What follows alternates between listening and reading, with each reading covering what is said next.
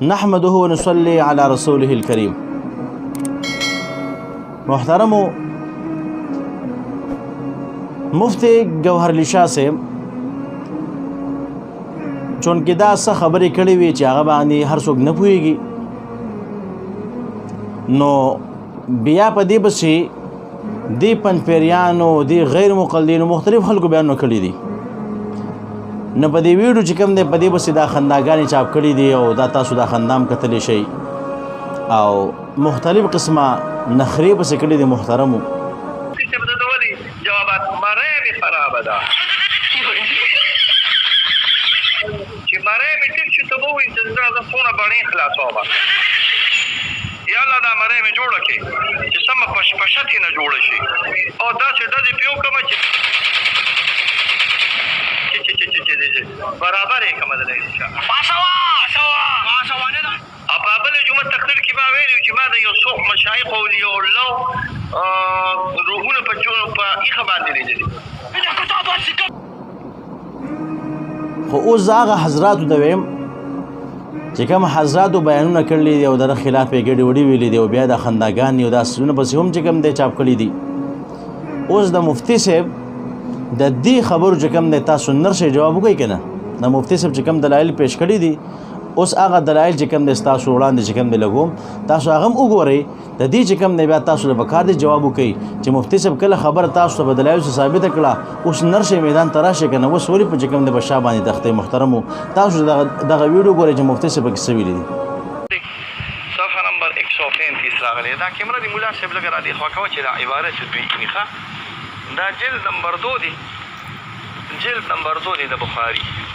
دا صفحه نمبر 100 دا جلد نمبر 2 دی د بخاري جلد 2 دی. دا دی دا صفحه نمبر 1035 دی. دا 1035 صفحه باندې د الله پیغمبر صلی الله علیه وسلم ابو هريره صاحب روایت کوي ان ابو هريره قال سمعت النبي صلی الله علیه وسلم یقول من رآني في المنام چا چې زه ولیدلم په خوب کې فسيراني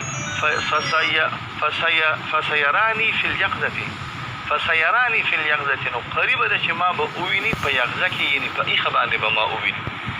دا حدیث د فسیرانی فی الیقظه چې څنګه بخاري نقل کړی دی په دې کې بعینه د فسیرانی فی الیقظه دا حدیث مسلم هم نقل کړی دی او د بخاري او د مسلم د تعبیراتو د لاندې دا اوس د مسلم روایت دی. دا د تجربات دا مسلم په جلد نمبر 2 صفحه نمبر 282 کې نقل کړی دی.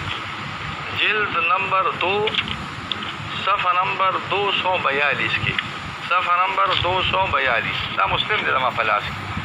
صفحه نمبر 242 کې همدغه روایت راغلی دی من رآني في المنام فسيراني في اليقظه چا چې زه ولیدم په خوب کې فسيراني قریب ده چې ما دې وویني په یقظه کې. د یقظې ته وګوره ما په لاس کې خو د یقظه نو یقظې نه مراد اوس څه راغلی صحیح حدیث راغلی دی دغلته کښېنه چې فسيراني في اليقظه ما به دې وویني په یقظه کې. نو چې ما په یقظه کې په ایښه باندې ایني څوک مې په خوب کې ووینو دا به ما په ایښه باندې ایني. نو چې د الله پیغمبر صلی الله علیه وسلم په خپله ووي چې ما په ایښه باندې ایني صحیح حدیث راغلی تاویلاتو څه ضرورت راغلی دی.